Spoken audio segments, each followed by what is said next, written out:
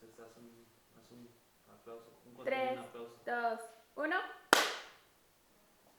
Bueno, maestro Hilario Moreno Tejeda, muchas gracias nuevamente por permitirnos esta entrevista para este curso de inducción a los compañeros maestros que quieren promoverse al puesto directivo. Bienvenido. Agradezco infinitamente la oportunidad que me dan de poder compartir con los compañeros que aspiran en esta promoción vertical, asumir un puesto directivo en la media superior. Pues vamos a iniciar ahora sí que por el principio, presentándonos su nombre, cargo, lugar de inscripción y esta parte que también me gustaría que pudiera mencionar sobre su formación. Claro, con todo gusto. Soy Hilario Moreno Tejeda. Desde hace 6 años me desempeño en el cargo de dirección. Pertenezco a aquella primera generación para ascender al puesto de director mediante el concurso de oposición.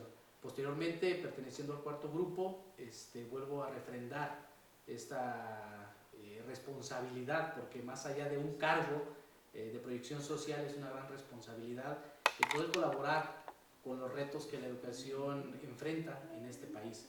Mi origen académico data de una formación en el área de las ciencias biológicas.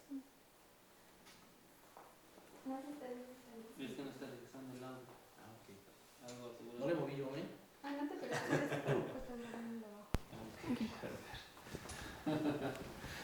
Entonces, ¿iniciamos? Pues sí, desde ¿Sí? arriba, ¿no?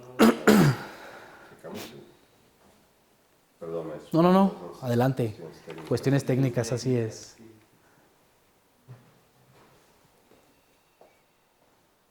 Decimos que se vaya el teléfono allá afuera. 3. Espérame, deja que se vaya el teléfono allá afuera. Sí, mejor. 3, 2, 1.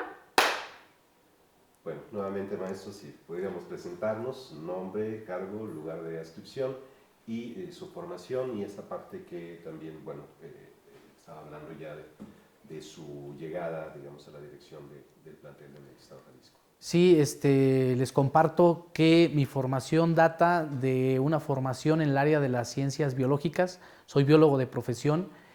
Posteriormente me formé mediante un posgrado en educación.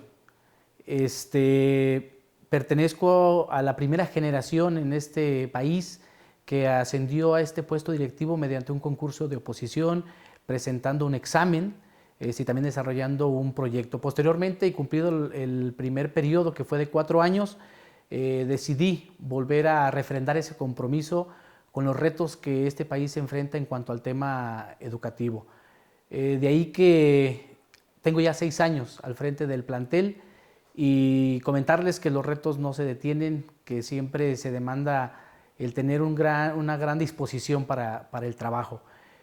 También considero que pertenezco a esta parte de la cultura pedagógica del plantel, que justamente al leer las líneas de política pública y lo que busca la nueva escuela mexicana, me doy cuenta y encuentro ese vínculo de mi esencia con lo que se pretende ahora en cuanto al surgimiento del perfil de lo que se requiere para ser director en un plantel.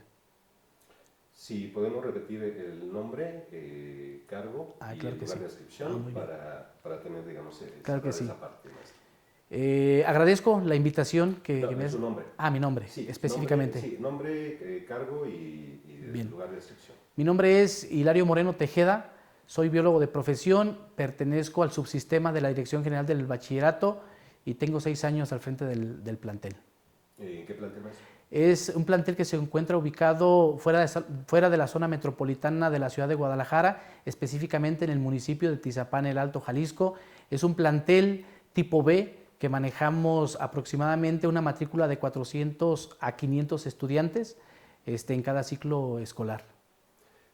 Vamos a platicar un poco sobre su historia de vida profesional y quisiera que pudiera compartirnos. Usted es de formación biólogo y de pronto salta a la docencia. ¿Cómo llega a la docencia? ¿Qué es lo que lo motiva? Aquí hay algo muy interesante. En mis primeros años de egresado de la Universidad de Guadalajara, que es mi alma mater, incursioné en el sector productivo trabajando para capital privado.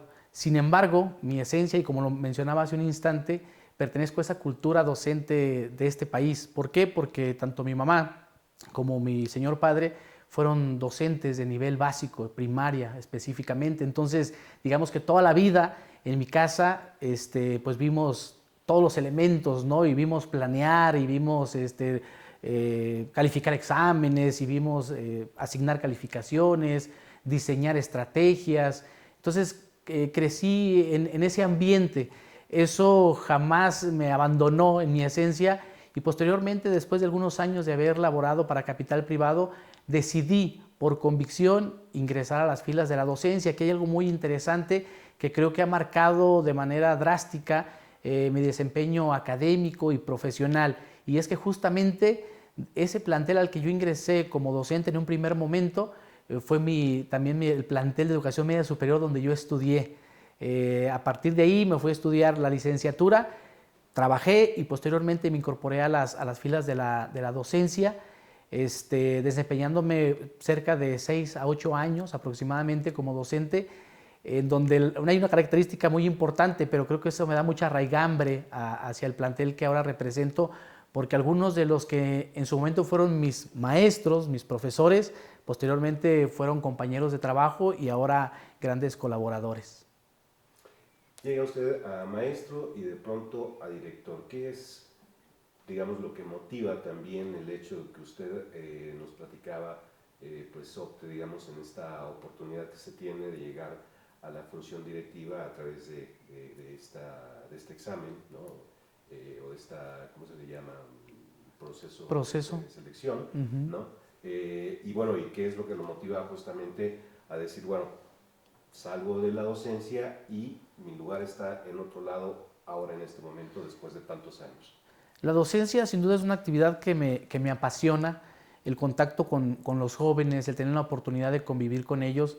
No obstante, después de haber estado algunos años como docente, vi y fui parte de ese manejo de información, de ese bombardeo que también de pronto hay a través de medios de comunicación del estado que guarda en determinados momentos de la historia de nuestro país, y creció y se fomentó y se desarrolló esa inquietud por poder abonar al sistema educativo, pero ya desde una visión ya no solamente pedagógica, sino desde la administración y desde el liderazgo académico, instruccional, de gestión. Entonces ahí fue donde yo encontré como esa área de posibilidad para que las ideas y la visión holística que en ese momento tenía sobre el sector educativo, pues poder colaborar desde esta trinchera, desde esta perspectiva, para generar un cambio. En el entendido de que todos los que pasamos por esta y nos toca desenvolvernos en esta función directiva, aportamos algo, pero existe un gran cariño por este plantel de mi parte, y quise desde esta función el poder abonar, el poder colaborar, partiendo de que el nivel más importante para que una reforma educativa rinda frutos es precisamente primero el nivel áulico, pero después el nivel escuela, el nivel institución, ¿no?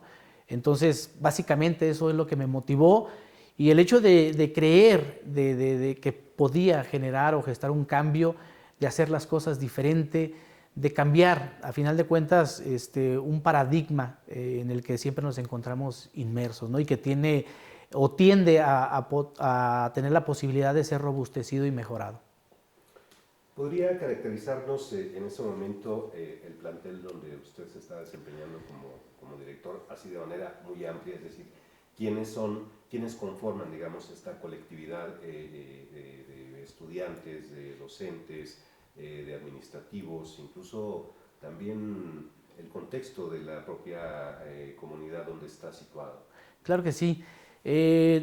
Comenzaría diciendo que el plantel está enclavado en un municipio con gran historia dentro del estado de Jalisco, además de ser muy pintoresco, ya que tenemos como marco referencial el lago de Chapala. Es una comunidad de aproximadamente 20,000 habitantes. Ya lo mencionaba, tenemos una matrícula que fluctúa entre los 400 y los 500 estudiantes. Básicamente las actividades económicas giran en torno a las actividades primarias, El municipio se caracteriza por la producción de hortalizas, principalmente la cebolla, el jitomate, el chile. Últimamente está entrando muy fuerte lo que son las berries, por lo tanto, la actividad ocupacional de los padres de familia que nos dan su confianza para atender a sus hijos en el nivel medio superior, pues se desempeñan como jornaleros básicamente. Existe, desafortunadamente, también habrá que decirlo, un tejido social altamente complejo, caracterizado no solamente por cinturones de pobreza muy marcados, sino que además también el tema de las adicciones es un tema que nos afecta, pero que sin embargo el plantel, un plantel espacioso con muchas áreas verdes, que cuenta con lo mínimo necesario para poder ofrecer un servicio educativo de calidad y con las condiciones de ventilación, iluminación y con una capacidad instalada para poder atender hasta 600 estudiantes, nos instalan como la primera opción para los padres de familia para que reciban educación sus hijos y sus hijas. Entonces, en cuanto al colectivo docente y el plantel como tal, pues tiene 30 años de existencia, un poco más. Surgió como un bachillerato meramente pedagógico. Posteriormente, después de una década, se abre a las necesidades que el país establecía en ese momento y se vuelve un bachillerato general, en donde nuestra razón de ser es capacitar a nuestros alumnos para que puedan vincularse de manera efectiva y sin tantos sobresaltos al nivel superior, pero también con un rasgo muy importante y que nos diferencia de los otros subsistemas que también ahí ofrecen este tipo de educación de nivel medio superior, que es la capacitación para el trabajo. Hoy por hoy puedo decir que nuestros estudiantes ocupan puestos laborales en las instituciones de carácter público y privado, en donde son jóvenes que tal vez no tuvieron la posibilidad de continuar estudiando, pero sí están capacitados para desempeñarse en un trabajo más o menos bien remunerado. El colectivo docente y administrativo pues ha venido en un proceso de transformación, adaptándose y con un alto sentido de resiliencia en cuanto a transitar por varios ya pues paradigmas educativos, siendo en cuanto a lo que a mí corresponde, el de mayor trascendencia en un principio, y lo entiendo así, el de la RIEMS por allá en el 2008, y sucesivamente el del 2012 y hasta llegar a lo que hoy se plantea como la nueva escuela mexicana, sirviendo de plataforma a estos otros paradigmas educativos, pues para poder tener una visión a futuro que nos permita otorgar un servicio de excelencia, un servicio educativo. Docentes que tienen como principal actividad la docencia, y esto lo tengo que hacer énfasis porque son maestros que se dedican a la docencia, por lo tanto tienen una gran disponibilidad para capacitarse a través de opciones tanto semipresenciales, presenciales y hoy por hoy a distancia. Entonces entiendo y reconozco que esta es una gran fortaleza para este plantel de la Dirección General del Bachillerato enclavado en esta municipalidad. Dentro de esta caracterización, maestro, si pudiera platicarnos cuáles son los principales retos que en este momento enfrenta. Usted hablaba de pronto del contexto, por ejemplo, la cuestión de las adicciones, pero también hablaba de esta otra parte, por ejemplo, también en términos de que los jóvenes que no continúan sus estudios se han incorporado, digamos, a la vida laboral en las instituciones públicas, privadas, digamos, estas condiciones, ¿qué implica? Primero, ¿cuáles son los retos? Y después, este compromiso también igual con el contexto. Claro que sí. Los retos son múltiples, son variados, pero se asemejan, se alinean bastante con los retos que de hecho tiene la nueva escuela mexicana. En principio de cuentas, y esto conlleva toda una serie de actividades o de acciones enfocadas a poder sortear con éxito estos retos. Uno de ellos, y que estimo muy importante, es el abatir el rezago educativo. Antes se le llamaba bueno, hoy se le conoce como el abandono escolar. Es un problema que aqueja a la educación media superior de forma trascendente. Se tienen datos por parte del Instituto Nacional para la Evaluación de la Educación en el ciclo escolar 2018-2019 de casi 6 millones de estudiantes cursando la educación media superior en casi 19,000 escuelas diseminadas a lo largo y ancho del territorio mexicano, pero encontramos una similitud en todas estas escuelas que atendemos a estos jóvenes entre los 15 y los 18 años, o incluso jóvenes y señoritas de mayor edad que por alguna razón dejaron de estudiar y luego se incorporan en nuestras instituciones, en donde estos mismos datos nos refieren a 700,000 estudiantes que dejaron de cursar por alguna razón la educación media superior. 700,000 estudiantes que, si lo proyectamos en la última década, estamos hablando de 7 millones de jóvenes que no encontraron un espacio.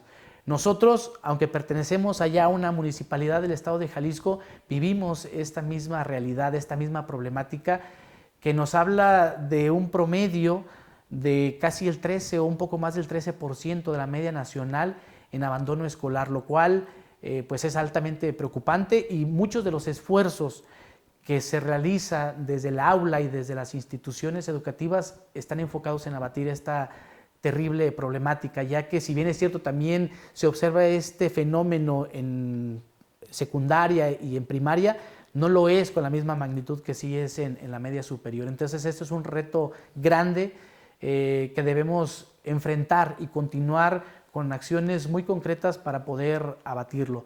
Encuentro en la nueva escuela mexicana un ambiente esperanzador, ya que diferencia o nos diferencia en principio de cuentas a los subsistemas, entendiendo que vemos más de 30 subsistemas con 150 planteamientos curriculares diferentes, con contextos diferentes, en donde el énfasis que ahora se nos pide, y esto debe de ser altamente también esperanzador para los compañeros que están en carrera de convertirse en figuras directivas, en tener mucho cuidado, ir a detalle hasta el fondo en cuanto a cuál es el contexto en el que están inmersos nuestros estudiantes, el entender que la escuela y la familia son dos espacios únicos y privilegiados para la formación de nuestros estudiantes.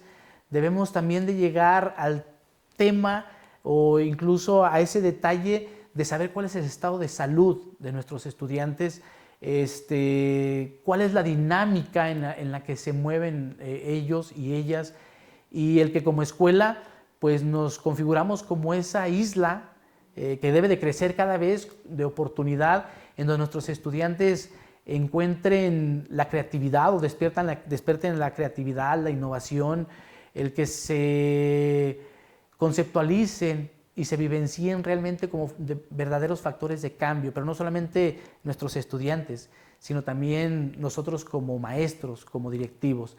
Pues en ese sentido iría mi comentario.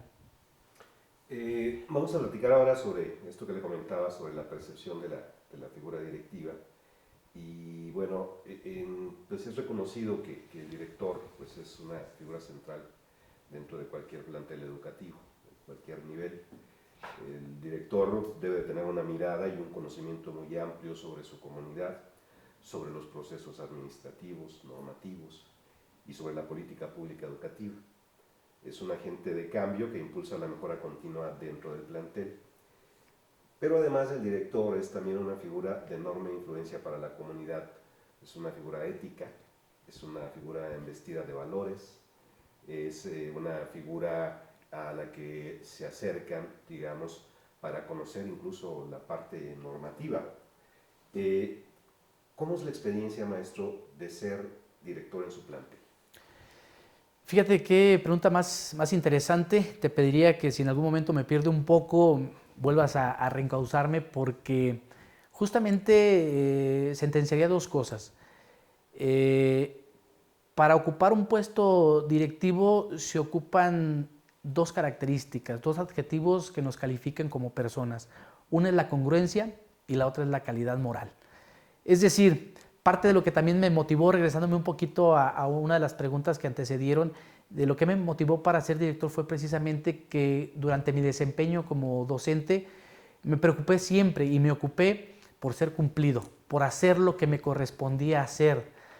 No concibo a un compañero o compañera ocupando un puesto directivo, y lo tengo que decir fuerte y alto para que se escuche, si en tu desarrollo, si en tu profesión como docente no fuiste congruente, no fuiste ético, no aplicaste la moral como uno de los principales ejes que motiven tu diario desempeño. En ese sentido, también entiendo que la función directiva gira en torno a lo que hoy se conoce como el perfil que se requiere para ser director y que está configurado a través de 5 dominios que después de haber analizado me parecen muy interesantes y determinantes. ¿A qué me refiero? Que el director, ya lo mencionabas tú en tu pregunta, en el contexto, en principio de cuentas debe de ser un líder educativo, un líder pedagógico instruccional, de tal suerte que tenga bien claro qué es lo que requieren los estudiantes, pero también cómo debe de ser el proceso de organización hacia el interior del colectivo docente para alcanzar esas metas. Obviamente tendrá que haber un diagnóstico previo para saber cuál es la situación del plantel, que guarda el plantel en sus diferentes rubros y en sus diferentes espacios. Ese liderazgo tendrá también que alcanzar, y que se menciona en uno de los dominios del perfil, el establecer relaciones sanas con precisamente el colectivo docente, el colectivo administrativo, el de apoyo, pero también con los integrantes del contexto más próximo al plantel, que es precisamente los padres de familia, que también son los que fueron en su momento nuestros exalumnos, y pues todo el sector productivo, ¿no? Entonces también esto es muy importante, y además de ese liderazgo, el director tiene sobre sus hombros la responsabilidad de ser un gestor en dos vertientes. Primeramente, un gestor también educativo, en donde a través de la información que se esté generando hacia el interior de un plantel, se tendrán que tomar decisiones, que tendrán que ir a consenso en muchas de las ocasiones, pero ahí viene amparado de otra faceta del directivo, que es el conocer la normatividad y hacerla cumplir. Porque podemos conocerla, pero si la obviamos, de poco y nada sirve. Entonces, esta faceta del director como un gestor educativo, reitero, es tener la información pertinente para traducirla en acciones concretas que nos permitan alcanzar esa tan deseada excelencia educativa. Pero también viene la otra faceta, que es la de gestor administrativo, entendida esta faceta como la de hacer el uso eficiente del recurso humano, económico y de diversa índole y material con la que contamos en los planteles. Si hacemos ese uso eficiente y efectivo del recurso que poseemos, también tenemos dentro de la faceta de gestoría el generar otros recursos, ¿no? A través de la canalización o la solicitud de estos recursos fuera del plantel, pero que sean aplicados a proyectos específicos, que le den la certidumbre a las personas o las asociaciones, incluso a los ayuntamientos, de que el recurso se va a utilizar en beneficio del alumno, en el beneficio del tema educativo, pero también en beneficio de la comunidad. Y la otra parte que conlleva es el hecho de rendir cuentas.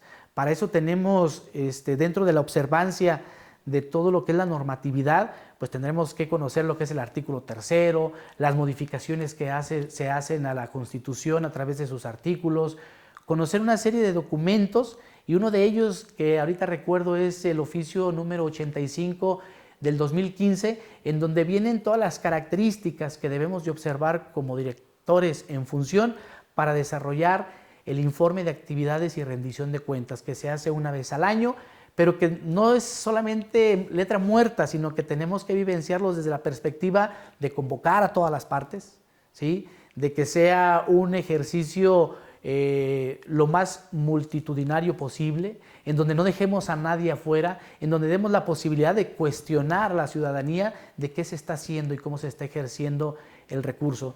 Entiendo yo que no, en este momento no es tanto el tema de si hay o no hay recurso, el tema es de ser eficientes en la utilización de lo que ya tenemos. Esto que usted me comenta, digamos, apela pues sí a un cierto conocimiento, pero mucho también a la experiencia que uno va adquiriendo a través de los saberes, a través del actuar. Sin embargo, supongo yo que de pronto debe haber también un proceso de formación directiva. Y en ese sentido, pues me gustaría que pudiera platicarnos, ¿no?, de esa otra parte, que además tiene que ver también con de pronto con una iniciativa propia. Claro. En mis inicios, en el 2008, cuando yo ingresé como docente a la media superior, como docente, como parte de este colectivo, me encontré con un gran reto. El reto fue enorme porque no tenía una formación pedagógica. Venía justamente de una instrucción de nivel superior, pero más en el ámbito del área biológica. En su momento, cuando compartí con aquellos que fueron mis maestros en su momento, me sentía abrumado, me sentía abandonado, porque cuando se me solicitaban planeaciones de clase, el elaborar instrumentos, cuando hablaban de teóricos en el tema educativo, pues me sentía muy perdido, ¿no? ¿Qué hice en aquellos años incipientes cuando nacía o consolidaba esa razón de ser docente? Pues me guiaba con base en el mejor maestro o maestra que tuve en mi época de estudiante. Sin embargo, para mí fue toral el hecho de que se dio lo de la reforma educativa del 2008, lo de la RIEMS, donde se instituye el marco curricular común y con la idea de asemejarnos y que habláramos el mismo idioma todas las escuelas pertenecientes a los diferentes subsistemas. Pero hay algo que es fundamental y que la experiencia no solamente va de la mano de los aciertos y sinsabores o de lo eficiente que sea, sino va muy de la mano de la capacitación constante. El nunca abandonar ese deseo de preparación, la lectura, que es otro de los temas también fundamentales de esta nueva escuela mexicana. Yo lo recomiendo también ampliamente en los compañeros que aspiran a ocupar un puesto directivo. El jamás abandonar esa idea de la capacitación permanente. Afortunadamente, se nos plantean múltiples posibilidades para capacitarnos a través de plataformas digitales, a distancia, ya lo decía, y creo que eso ha sido fundamental. La experiencia adquirida de forma personal a lo largo de estos 6 años ha ido de la mano, de forma indisoluble, del deseo de la capacitación, pero no solamente el deseo, sino traducido en una acción, ¿no? Es decir, en tomar diplomados, el poderme capacitar en el tema de la docencia, en el tema educativo a través de un posgrado, el participar en foros de discusión, el estar siempre pendiente de lo que atañe al tema educativo es fundamental. Igualmente, lo sentencio así, yo no concibo a un compañero o compañera, director o directora que no está en capacitación, sobre todo a la hora de poder ejercer ese liderazgo educativo instruccional. Platicábamos un poco sobre la gestión educativa y esta parte, digamos, la gestión vista de una manera integral, la gestión de los recursos, la gestión pedagógica, ¿no? Esto requiere, para encontrar, digamos, estas posibilidades donde se presentan nuestras debilidades, donde se presentan nuestras fortalezas, pues no la hace solo el director, requiere de un diálogo y diálogos, comunicación permanente con los diferentes colectivos del plantel. Es decir, es a partir o a través de ellos que uno también adquiere, digamos, el saber de cuáles son las necesidades específicas que uno después traduce, digamos, en un plan, en un proyecto, en una estrategia, en una acción. Desde su experiencia, maestro, ¿cuál es la importancia de mantener este diálogo y esta comunicación permanentes? Es fundamental. El generar canales de comunicación efectivos es lo que hace la diferencia. Así lo entiendo y no encuentro otra forma de describirlo. Justamente para poder tener un diagnóstico situacional que competa a nuestro plantel, se requiere dialogar. Largo, tendido, a veces el diálogo se torna un poco complicado, pero habrá que buscar las estrategias para obtener, en principio de cuentas, información de primera mano, pero que sea veraz, que sea objetiva. Nace de ejercicios incluso y de diálogos de autocrítica profunda, en donde nos dé como resultado pues esa realidad que vivimos. No se puede apostar a ningún instrumento, no se puede apostar a ninguna planeación estratégica si primero no tenemos el fundamento, y el fundamento es esa información que puede ser concentrada en un diagnóstico, pero jamás alejada de la comunicación entre los diferentes entes que conforman nuestras instituciones. De lo contrario, entonces solamente estaríamos haciendo un trabajo pues, de escritorio, ¿no? En donde es la visión solamente del director, para tratar de que no haya escarceo, de que no haya complicaciones. Pues entonces a mí me piden una planeación estratégica, esta es mi visión y la traduzco en un plan de acción. Va más allá de esto. En realidad yo ahí sí convoco otra vez a los compañeros para que, como luego en el argot popular se dice, aunque duela, pero es mejor partir de una realidad para tener un objetivo, una visión, una misión bien centrada, sin alejarnos de la normatividad que hemos venido también aquí reiterando, pero alcanzar precisamente esa excelencia educativa. El trabajar con un sinnúmero de compañeros que atienden diferentes áreas, pues siempre plantea un reto, porque habrá que entender también que nuestros compañeros de pronto viven a través de lo que la vida cotidiana nos plantea diferentes situaciones, no siempre estamos como en ese equilibrio emocional, no siempre somos receptivos, el tránsito de un modelo educativo a otro genera también movimiento en las bases, y entonces lo que ya veníamos haciendo por de facto, en automático, de repente que llegue una figura directiva con un modelo o un método diferente de trabajo, pues claro que simbra hasta sus orígenes a las estructuras, pero el diálogo es la puerta que abre cualquier candado, cualquier puerta, y de ahí que encuentro en estos canales de comunicación la forma más efectiva de poder consolidar pues, a nuestros planteles, primero en el gusto de la sociedad a la que nos debemos, y posteriormente pues, a abonar a esos objetivos que persigue en este momento el modelo educativo.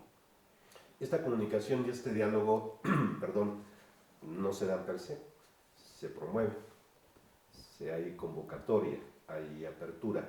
En el caso del plantel donde usted está, si pudiera platicarnos cómo trabaja, digamos, para generar ese diálogo, para generar esa comunicación, digamos, este encuentro con estos diferentes colectivos que participan en la comunidad escolar. Primeramente debo decir que se debe de ser muy frontal, muy honesto con las personas que configuran nuestros planteles. En el caso del colectivo docente, encontré yo hace 6 años prácticamente, encontré que carecíamos de espacios para poder dialogar cara a cara, para que no fuera el clásico mándalo llamar y que venga a la dirección y nos sentamos a dialogar. Se generó un modelo de trabajo a partir del trabajo colaborativo, el trabajo colegiado, en donde por allá en aquellos años iniciamos con esa propuesta de reunirnos una vez al mes, distribuidos en diferentes academias o como un gran colectivo docente, pues primero para dialogar y ver si las preocupaciones y las añoranzas del directivo eran acordes a lo que pensaba en este caso el docente, si la problemática que observaba el directivo desde su visión era la misma que observaba el docente pues desde el aula, si la problemática del alejamiento de los padres de familia del proceso educativo de sus hijos respondía a las mismas inquietudes que tenía el director de las que tenía el colectivo docente. De ahí que más allá otra vez de que quede en letra muerta el que se tienen que reunir, lo tenemos que hacer ya. Tiene que ser realmente eficiente, no debe de ser un motivo para no tener clases, debe de ser un motivo para precisamente dialogar. En cuanto al colectivo administrativo, las reuniones semanales, ya sea los días lunes o los días viernes, para ponernos al tanto y poder intercambiar ideas de cuáles son los procesos que se están desarrollando en el tema de recursos humanos, que compete hacia el interior de la institución, en el tema de control escolar, cómo se está trabajando la información, si los promedios que se están obteniendo en cuanto a abandono escolar, eficiencia terminal, heteroevaluación, no sé, reprobación, son los mismos preceptos y conceptos que entiende el director o son diferentes a los que se vienen manejando en el departamento como tal.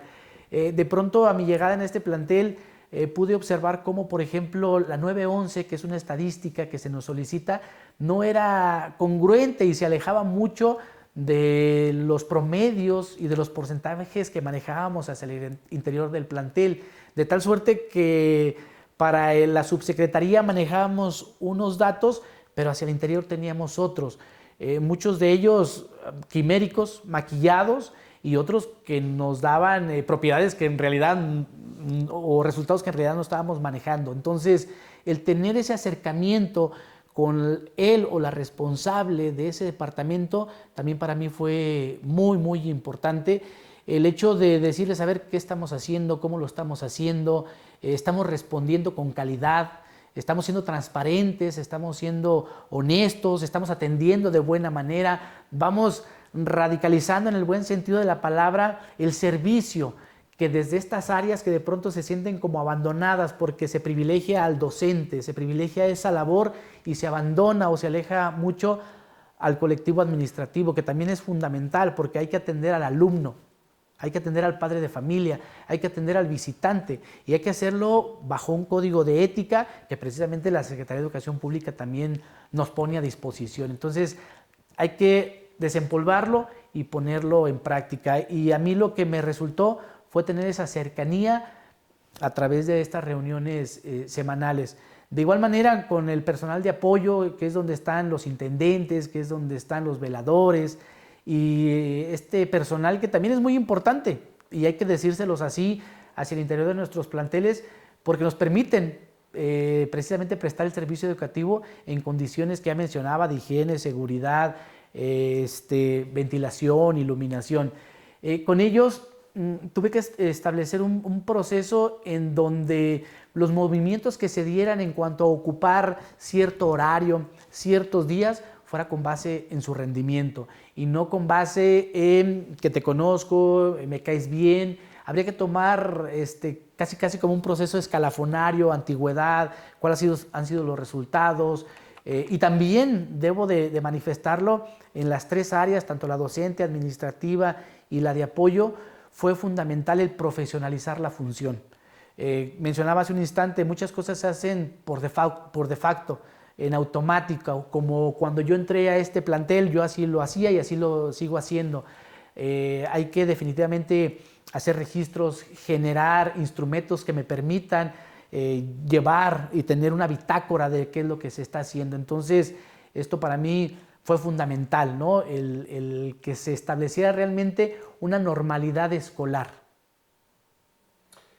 Iba a preguntarle particularmente sobre la comunidad escolar, los alumnos, sobre la importancia de la equidad de género, sobre la importancia de la valoración de la diversidad escolar, del respeto, de la tolerancia, de la solidaridad, de todos estos valores.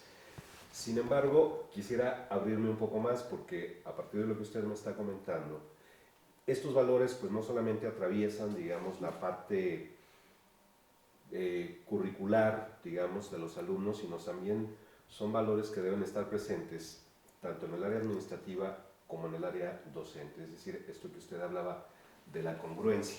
Entonces, quisiera que me pudiera platicar, digamos, cómo se trabaja, cómo se generan, digamos, estrategias, acciones, justamente para que estos valores sean lo común dentro de todas las colectividades. Lo dices y lo dices bien. Parte del currículum y de lo que se aspira ahora bajo este modelo es precisamente que se vivencie la equidad, la interculturalidad, la inclusión, el respeto, ¿no? Ha habido a lo largo de todos estos años un aliado muy importante que yo encuentro, que es precisamente el programa de Constrúyete, que ahora está muy enfocado en el desarrollo de habilidades socioemocionales de nuestros estudiantes, pero que en sus inicios iba mucho de la parte valoral. Aquí hay algo también muy interesante. Los valores per se pueden definir, pero no llegan a la médula del ser humano si no se traducen en acciones concretas. Podemos decir que en los planteles estamos enfocados en observar y hacer cumplir y que se desarrollen estos valores en nuestros estudiantes, pero si no somos las figuras directivas, iniciando en el organigrama, precisamente no solamente los propulsores, sino los que ejemplifiquemos esos valores, pues no va a trascender hacia el resto de la estructura. Pero también ahí juegan un papel muy importante nuestros docentes, nuestros administrativos. Encontramos dentro de estos diagnósticos que se hacen que en algunas de las ocasiones los objetivos que persiguen la escuela no son los mismos objetivos que se persiguen en la familia. Es decir, por un lado en la escuela nos preocupamos porque el alumno sea puntual, sea honesto, sea incluyente, sea respetuoso, y lo traducimos en acciones como el hecho de sí, tenemos un uniforme, pero no es limitante para que te quedes fuera del aula o no ingreses al plantel. Sí es cierto que transitamos de un momento en el tema educativo donde si no traes los zapatos de color negro, mocasín, un uniforme, el pelo cortado de tal manera, pues ya no podría ser considerado un alumno de un plantel de media superior. Esta transición nos ha permitido, y el que se hable de vivenciar estos valores, el hecho de aperturarnos más, ¿no? Desde lo muy básico de si traes el pelo largo o si traes un piercing o si traes un tatuaje o si escuchas este tipo de música, no tendrá que ser una limitante. Pero además habrá que darles canales de expresión a estos jóvenes, ¿no? ¿Cómo? Pues mediante proyectos, ¿no? Mediante estos proyectos que, por ejemplo, nosotros hemos abrazado desde el semestre pasado y que encontramos muy buenos resultados, los llamados proyectos de responsabilidad social, donde los jóvenes precisamente ponen en práctica todo el conocimiento factual y lo traducen en procedimientos, ¿no? En acciones que permitan tener un impacto social, pero donde quepamos todos, siendo congruentes con estos valores. En el caso de los padres de familia también se trabaja, digamos, en ese sentido. El trabajo con padres de familia, así como decía hace un instante que uno de los mayores retos de la educación media superior y del plantel en específico es el del abandono escolar, yo creo que muy a la par o en segundo lugar está precisamente el regresar a los padres de familia a la escuela. Y es que leía a un teórico que decía que tal vez nos estamos preocupando tanto por nuestros alumnos que ya son, si me permiten el término, clientes cautivos en nuestras instituciones, y creo que la parte que nos está haciendo falta es regresar al padre de familia a la escuela, y no es para que reciba una capacitación instruccional en alguna asignatura en específico, sino para que se interese, pero desde una perspectiva también más amplia. ¿En qué sentido lo digo? No podemos cerrarnos, no podemos estar ciegos ante la realidad que se vive en cuanto a la configuración familiar. ¿A qué me refiero? Ya que nuestros padres de familia son jornaleros, tienen la necesidad de trabajar ambos.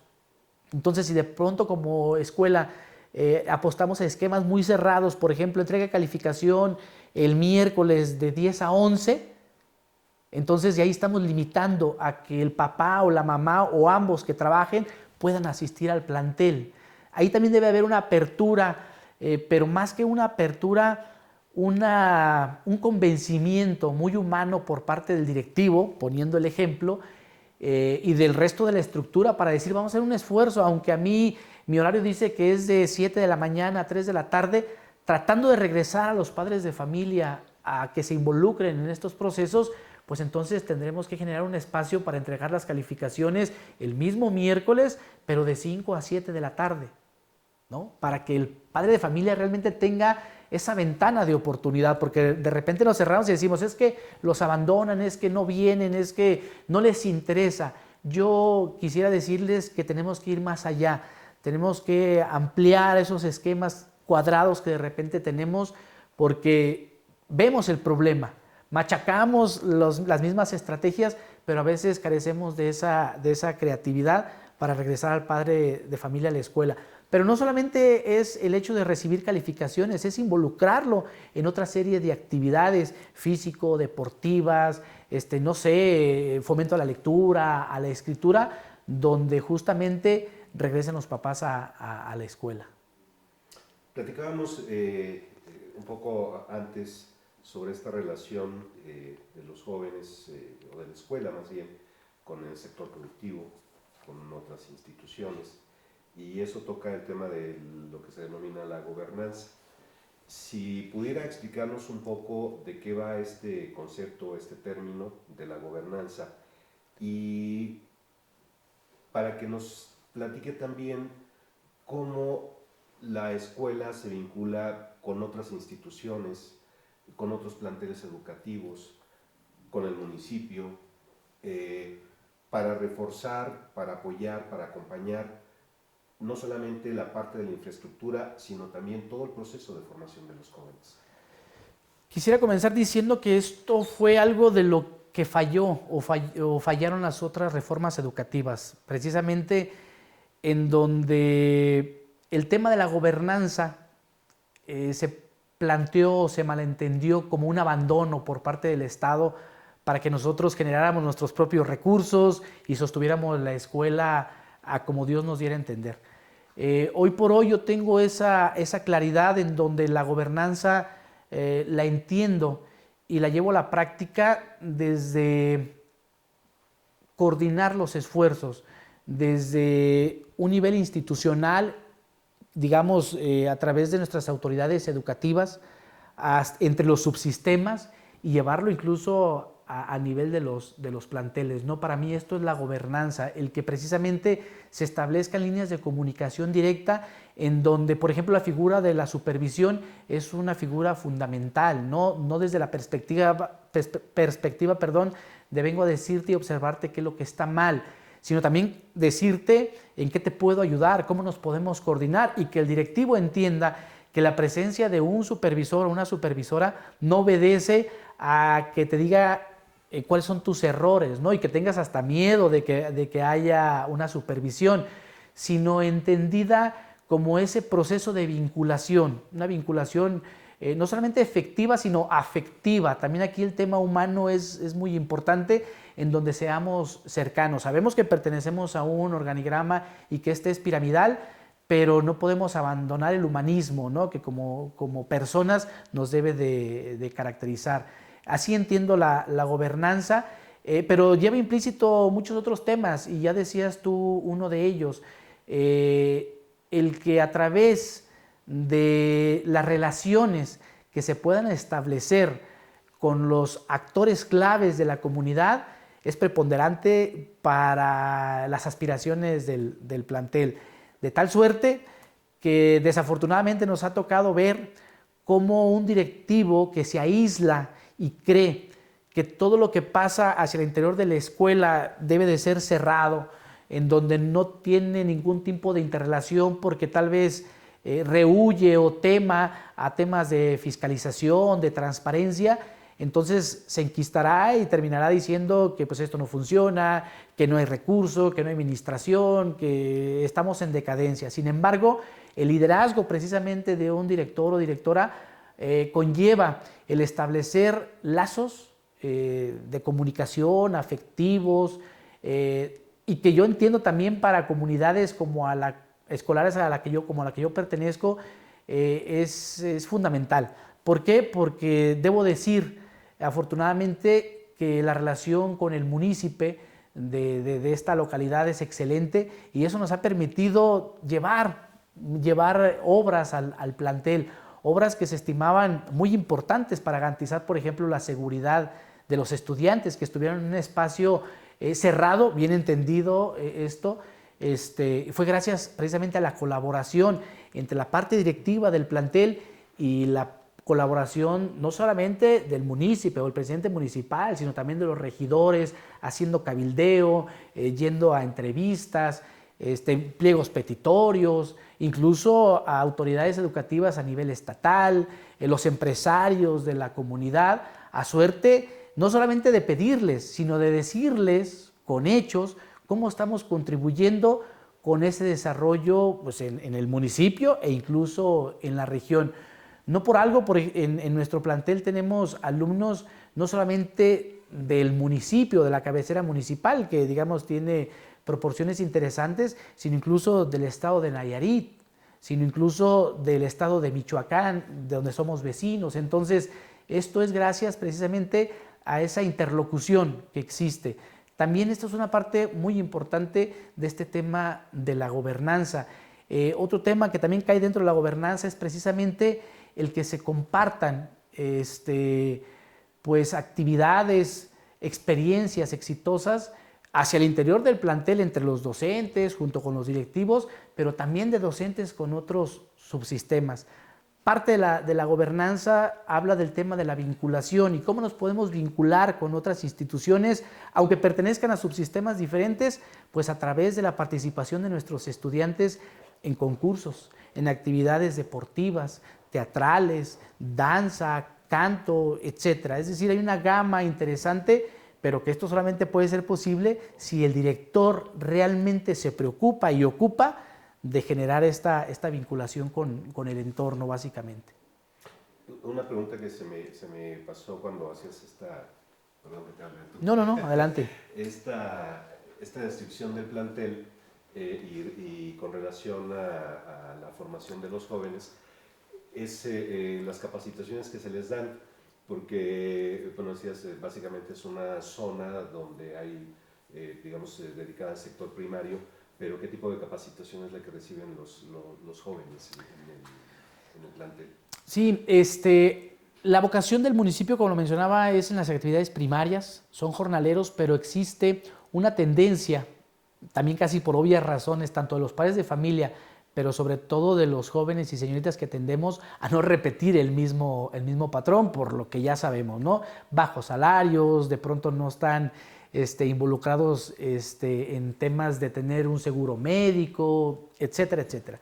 De ahí que nuestros estudiantes demandan otro tipo de formación, algo más técnico, y en ese sentido nuestro plantel responde de manera muy acertada, otorgando capacitación para el trabajo a partir del segundo semestre y hasta que egresan del plantel, en 3 áreas principalmente. Una de ellas es la contabilidad, otra es informática y otra intervención para la educación obligatoria, más perfilado para el campo de las humanidades o los jóvenes y señoritas que van hacia la docencia, que es un rasgo que jamás ha abandonado el plantel porque ahí encontró sus inicios. Y pues los resultados nos dicen que no estamos mal. ¿Por qué? Porque todas las instituciones de carácter público que ofrecen servicios están pues prácticamente atiborradas de nuestros exalumnos, de aquellos que no pudieron continuar estudiando o que hicieron una pausa en este proceso para involucrarse en el sector o en la población económicamente activa. Así es de que por ello considero que estamos bien y que esas áreas al día de hoy responden a esa necesidad del contexto. Voy a regresar un poquito al liderazgo pedagógico. Pues el director justamente es un líder pedagógico, es alguien que debe conocer pues, el mapa curricular, los modelos pues, para su implementación, diseñar estrategias, fortalecer, digamos, la capacitación de la planta docente. Y una parte que me parece muy importante es generar estrategias para motivar el interés de los alumnos. Leía yo que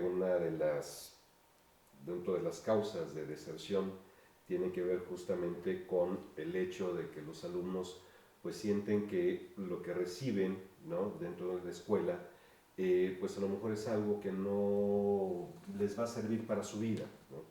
Y que ese de pronto es el motivo por que, digamos, establecen un alejamiento.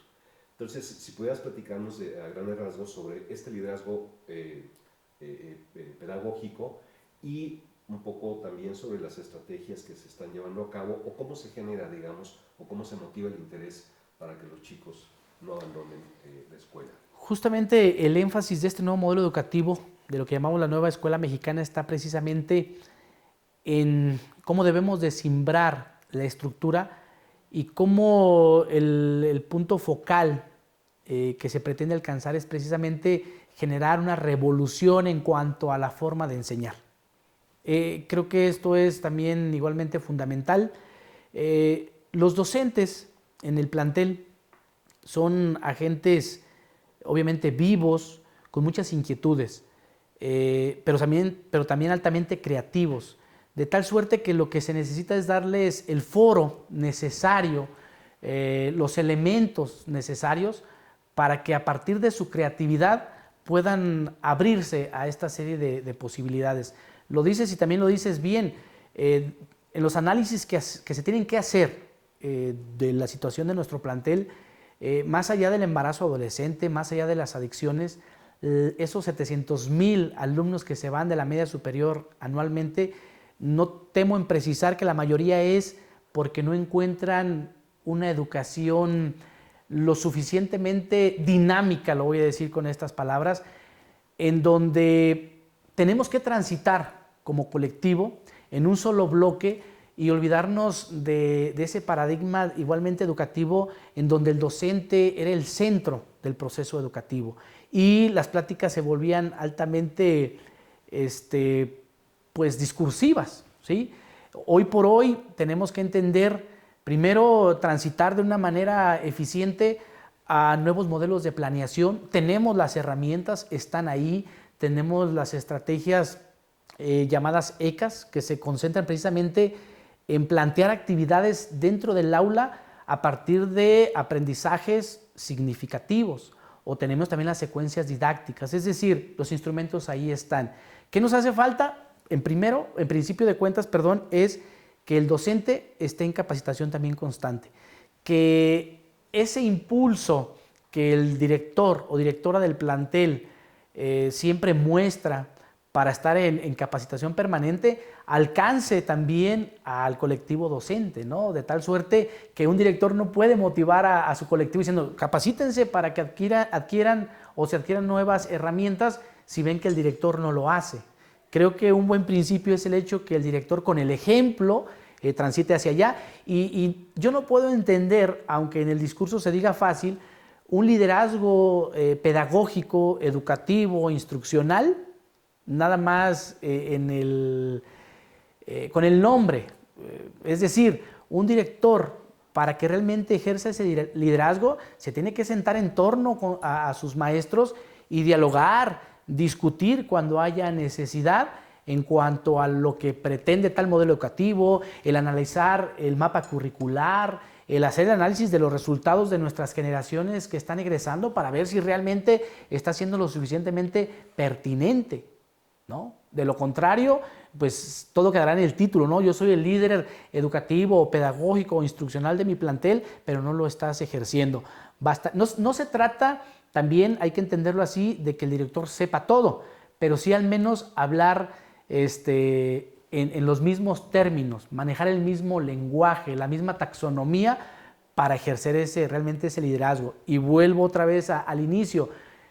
Tu devenir como docente antes de ser directivo tuvo que hablar también de ese liderazgo, ¿no? Que también en las reuniones participabas, generabas, proponías, desarrollabas, evaluabas, etcétera, etcétera, ¿no? Entonces va muy, muy de la mano con este tema.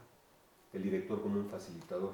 Es correcto, como un facilitador, como un puente, ¿no? Como una persona que genere las condiciones.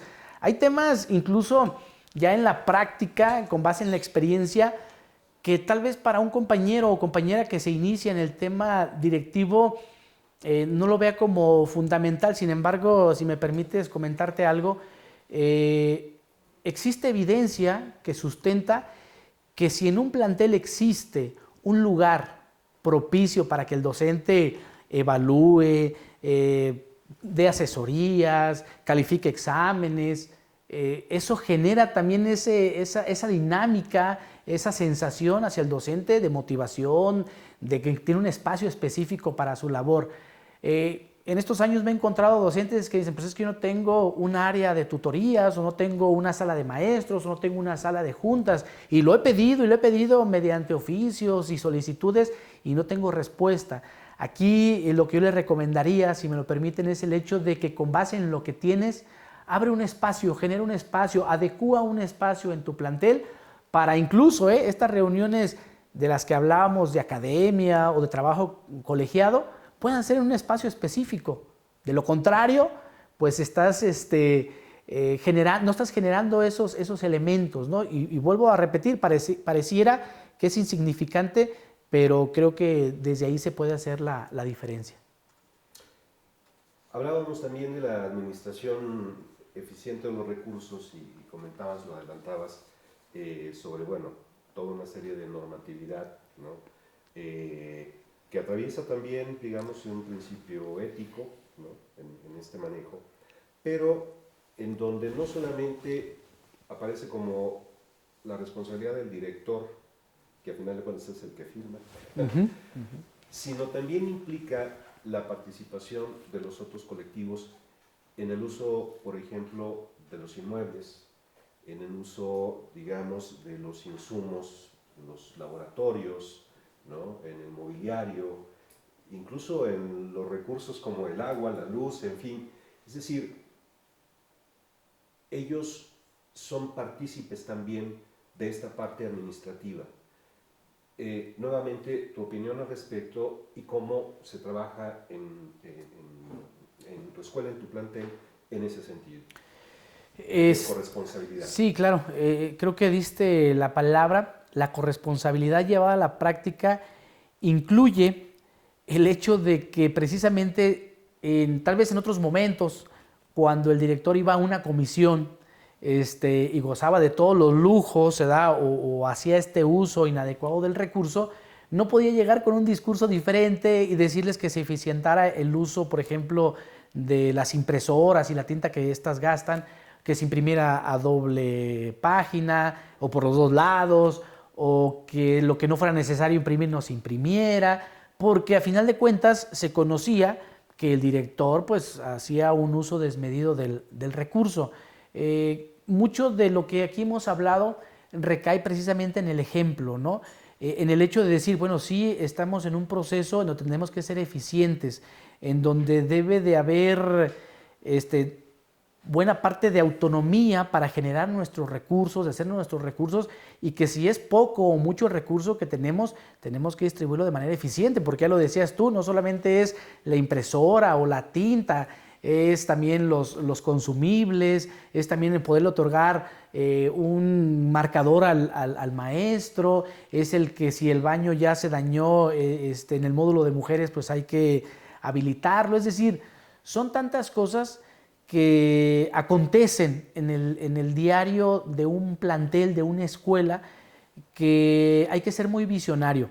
En ese sentido, hay también una máxima que me gustaría transmitir, en donde, si bien es cierto, el liderazgo no se delega por inoperancia del director o por desconocimiento, sí se puede transitar hacia un liderazgo compartido, hacia un liderazgo entendido de manera horizontal, donde el contador del plantel juega un papel muy importante, donde el coordinador administrativo juega un papel muy importante, donde el subdirector o subdirectora académica juegan papeles fundamentales, y que son precisamente esta parte sensible del plantel que permite que la balanza se equilibre, ¿no? Y que no lleve al director, otra vez se da a una visión de túnel, en donde solamente lo que él ve o él percibe, no solamente en el ámbito de las necesidades, sino de la priorización de esas necesidades para atenderlos, ¿no? No entendería yo a un director que diga que es más importante,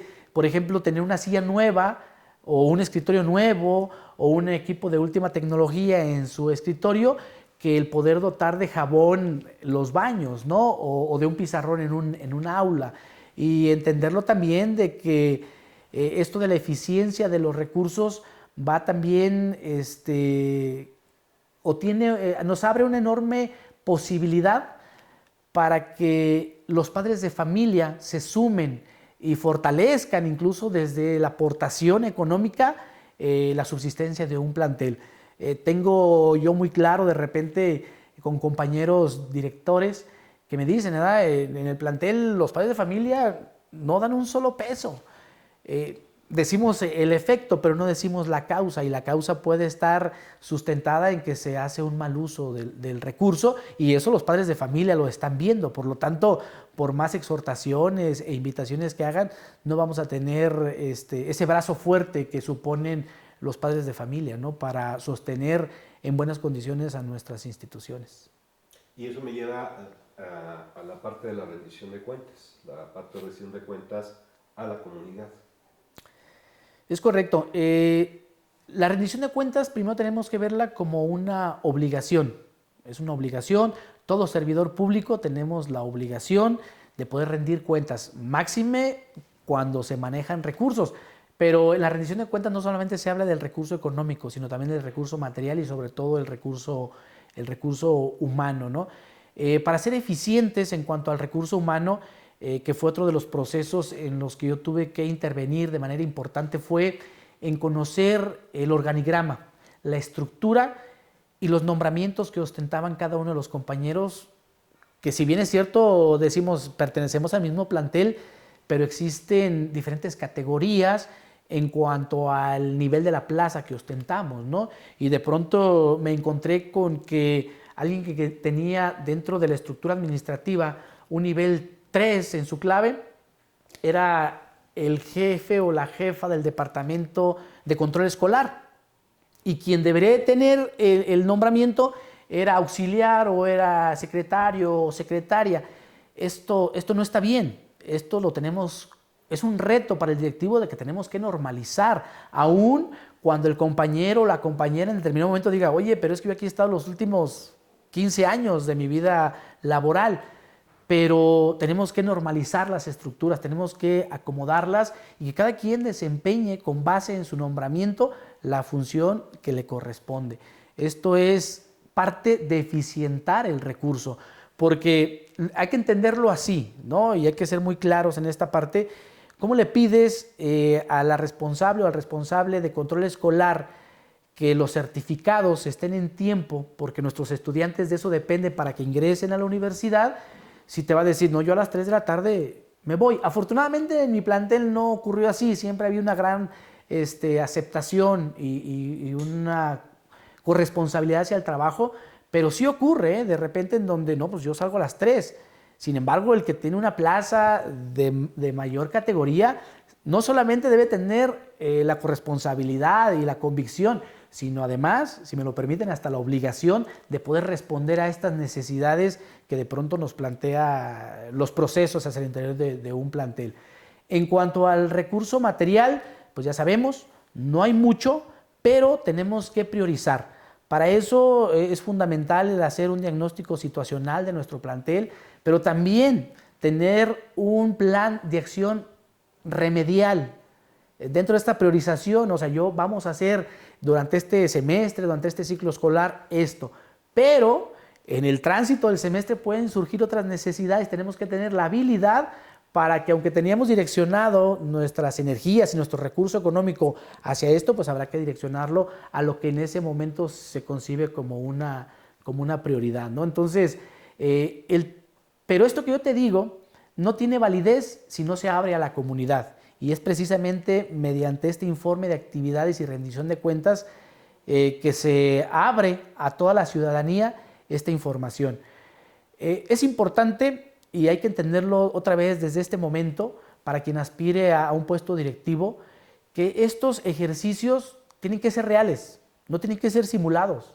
Se tiene que convocar a todos, hasta aquel agente de la comunidad que de repente ha cuestionado mi función o el que haya ocupado yo el espacio, también hay que invitarlo, porque también justo dentro de tal vez esa crítica, que incluso también puedes llegar a ser ácida, puedo obtener información importante, que otra vez eso se traduce en diagnósticos reales, objetivos, de información que está aconteciendo, ¿no? Si te reúnes de puros amigos, si haces un informe de actividades y rendición de cuentas con los que te caen bien, con los que no te van a cuestionar, eso es para cumplir, pero no tiene ningún sentido y lo que es peor, no se avanza, al contrario.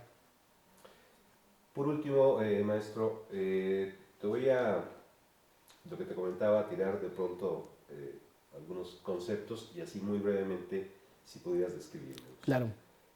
Diagnóstico para el contexto educativo. El diagnóstico, ya lo venía trabajando toda esta entrevista, es fundamental. No puedes incidir de manera importante en ninguno de los ámbitos, en ninguno de los rubros de una institución si no inicias con un diagnóstico. Los diagnósticos pueden ser diversos, variados, pero siempre deben de tener un fin común, que es el de la mejora del proceso educativo, de los resultados que estamos brindándole a la comunidad, que se evidencien en la formación de nuestros estudiantes. Es preciso, cuando uno recibe un plantel, hacer un diagnóstico incluso a nivel de detalle de cada departamento. ¿Qué se hacía? ¿Cómo se hacía? ¿Qué resultados se obtenían? Posterior, que sea feedback. Posterior, tiene que tener retroalimentación. ¿Cómo lo ven? ¿Seguimos igual? Se me ocurre, pero no como una ocurrencia, ¿no? Sino sustentado en normatividad, sustentado en conocimiento. ¿Qué les parece si podemos aspirar a ser más eficaces o más eficientes si implementamos esto? ¿No? Así surgió lo de las reuniones semanales, ¿no? Así surgió lo del reunirnos por academia, y así han surgido otras estrategias, por ejemplo, la de la evaluación docente intrainstitucional. Es decir, el directivo como líder educativo, instruccional, pasa y ve una clase tipo del maestro de química, o de biología, o de ética, o de filosofía, con base en herramientas de registro, tomas nota y después te reúnes con el docente para decirle cómo ves si hace alguna modificación, cómo ves si responde más a las características a lo mejor kinestésicas de los alumnos y no solamente responda a lo visual o a lo auditivo, o si por ejemplo abre un poco más la gama de posibilidades para que no sea solamente un mapa mental, sino pueda ser cualquier diagrama o cualquier elemento en donde el joven o la señorita se sienta más identificado y más apto para realizarlo, puntualizar en ese tipo de situaciones, ¿no? Indicadores. Es básico. Definitivamente todos los esfuerzos que se hacen hacia el interior de un plantel, pues muchos de ellos son cualitativos, pero lo que tiene que ver en lo cuantitativo es precisamente los famosos indicadores. La calidad del servicio educativo, las estrategias, el diseño de planes de acción, todas las acciones deben de girar precisamente en disminuir aquellos indicadores que no son benéficos para el plantel y aumentar o robustecer los que sí lo son. Específicamente, indicadores hay muchos. Entre más indicadores tengamos, tal cual lo ejemplifica el perfil ahora para ocupar el puesto de director, entendido el indicador como aquella situación que debes de saber hacer, ¿no? Porque el criterio queda a nivel de lo que debes de saber. Y tal vez como director o directora puedes saber mucho, pero luego hay que aterrizarlo en acciones concretas y esos son los indicadores. En un plantel tenemos el indicador de aprobación, que siempre debemos plantearlo en positivo, más que medir la reprobación, hay que medir cómo andamos en aprobación y eso nos da la contraparte. Eso tenemos que estar siempre muy pendientes de ese indicador. Y muy correlacionado de este indicador va el de la eficiencia terminal, ¿no? A mayor cantidad de reprobados en tu plantel, tú puedes decir que estás haciendo lo mejor y que las mejores estrategias se están desarrollando. Sin embargo, si el indicador de aprobación va a la alza, eso querrá decir no que estés mal, pero sí que tienes que cambiar, tienes que evolucionar, no te debes de enquistar. Y aquí va otra recomendación para los compañeros y compañeras. Un elemento fundamental en la figura directiva es el no claudicar, el nunca llegar a una reunión de trabajo colegiado con los docentes sin saber qué hacer. Se pueden cuestionar los métodos, las estrategias, los proyectos, pero aquí la cuestión es cómo dar un golpe de timón, cómo robustecer ese proyecto, cómo cambiarlo, cómo poner otro, pero jamás puedes llegar en blanco y decir, bueno, pues vamos haciendo lo mismo. Algo que yo les comento mucho a los maestros y maestras del plantel es que no podemos aspirar a que cambien los planteles si seguimos haciendo siempre lo mismo. Porque eso lo hemos hecho toda la vida y los resultados tal vez no nos digan nada positivo o al nivel que nosotros lo quisiéramos. De tal suerte que entonces no hay que claudicar. Como directivos nunca hay que claudicar. Nunca hay que perder esa energía, siempre hay que ser propositivos, siempre hay que ser creativos. Perdón, me hicieron falta otros dos indicadores. Uno es eficiencia terminal, es aprobación, es matrícula también, ¿no? Sabemos como directores, y esto es parte de lo que nos da la experiencia, que nuestra matrícula depende de pues, nuestras escuelas subsidiarias, es decir, de las escuelas secundarias en las cuales tenemos campo de incidencia. Puede fluctuar, pero si encontramos, y para eso es importante la estadística que debe de manejar el director o directora del plantel, en el histórico reciente, 3 años, 4 años, hay que hacer esas mediciones. Si encontramos que existe picos altos, eso querrá decir que tal vez responde a que las generaciones de la secundaria venían robustas o que hicimos cosas buenas, pero si después tenemos caídas muy significativas, tal vez quiere decir que dejamos de hacer cosas que ya veníamos haciendo. Y la gente, lo que los padres de familia perciben, es muy importante. De tal suerte que si encuentras un equilibrio o picos altos más que bajos, entonces querrá decir también que este indicador tiene un buen comportamiento. Recapitulando, entonces, es eficiencia terminal, es aprobación, son procesos también de heteroevaluación, como lo es Planea, que en el 2017 fue la última vez y se retomará en este año, entiendo. Estos son procesos de heteroevaluación, pero que, como les mencionaba, también los podemos generar nosotros como institución, ver cómo andamos, ¿no?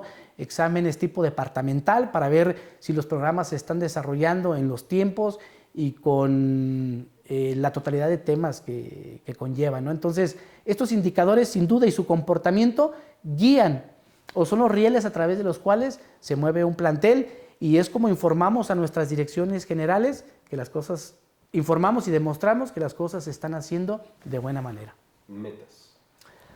Las metas. Una vez que ya tienes el diagnóstico, ¿sí? Ese diagnóstico surgió de información, de hacer un diagnóstico en donde intervienen todos los actores de la comunidad escolar. Después lo debes de plantear en un documento, ¿sí? Que ahora entiendo se llamará Programa Escolar de Mejora Continua. También es, si los indicadores son el riel, el carrito que va sobre esos rieles, es precisamente esta planeación. Y dentro de la planeación hay planes de acción que responden a metas, ¿no? Metas medibles, alcanzables, muy sucintas, entendibles, que no nos permitan divagar, ¿no? Tengo tanto por ciento de aprobación, debo llevarlo a un nivel superlativo. Tengo el 12% de reprobación en el plantel, lo voy a llevar el siguiente ciclo escolar al 15%, ¿no? Por eso decía, robustecer o incrementar los que así convienen para la institución y disminuir como el abandono escolar, que es otro de los indicadores, minimizarlo a la máxima expresión. Por último, plan de intervención. Este plan de intervención es lo que decía, todo está inmerso dentro de este documento que les hago mención. En otro momento se llamaba Plan de Mejora Continua, ahora Programa Escolar de Mejora Continua, en donde se plasma una visión, una misión, objetivos, se cita la normatividad, se jerarquizan los temas focales en los que se divide parte fundamental del trabajo en un plantel. Esta jerarquización son 7 grandes temas, ¿sí? O categorías. Van desde los indicadores académicos que me mencionabas, van desde el liderazgo y la gestión directiva, va desde el liderazgo educativo que refiere a los docentes, va equipamiento, va programas de seguridad hacia el interior del plantel, y hay otro tema que tiene que ver con el desarrollo de proyectos con responsabilidad social. Todo ello va dentro de este gran documento que, otra vez, no debe de ser letra muerta, ni cuando se nos solicita, porque esto se nos solicita a todos los planteles de la media superior. Tiene que quedar solamente, tenemos que cuidar que no quede como solamente un proceso administrativo. Lo hago, cumplo, lo envío, me lo autorizan y lo meto en el cajón de mi escritorio, ¿no? Debe de ser un documento de constante consulta, pero no solamente del director, sino de todos los que conformamos el plantel. ¿Cómo garantizamos esto? Haciendo partícipes a todos en la elaboración de este documento. Por último, brevemente, maestro Hilario, un mensaje que usted quisiera compartirles a a estos candidatos a quienes están optando, digamos, por la promoción a la función directiva? Decirles que es todo un reto. Es un reto, pero que es un reto que vale la pena vivir. Recordarles que jamás debemos de abandonar la capacitación, jamás debemos de claudicar, pero a final de cuentas, una vez que incluso un servidor hizo ya el análisis del perfil que se está pidiendo, es algo que estoy seguro a lo largo y ancho de la República Mexicana habrá muchos compañeros y compañeras que cumplirán, pero el reto mayúsculo es, una vez que ejerces o que tienes ese nombramiento, hacer que cada dominio, que cada criterio y que cada indicador sean la realidad de lo que vive tu plantel y el cómo estás organizando, el cómo estás garantizando la normalidad educativa dentro de un plantel. Se encontrarán con muchos obstáculos, pero los obstáculos, todos y cada uno de ellos, son fáciles de sortear si no nos salimos de lo que es la honestidad, la transparencia, la moral, la ética, la congruencia en nuestro diario actuar. Así es de que, pues, invitarlos a que sean bastantes los que se estén incorporando a estas convocatorias y desearles mejor de los éxitos. Muchas gracias, maestro.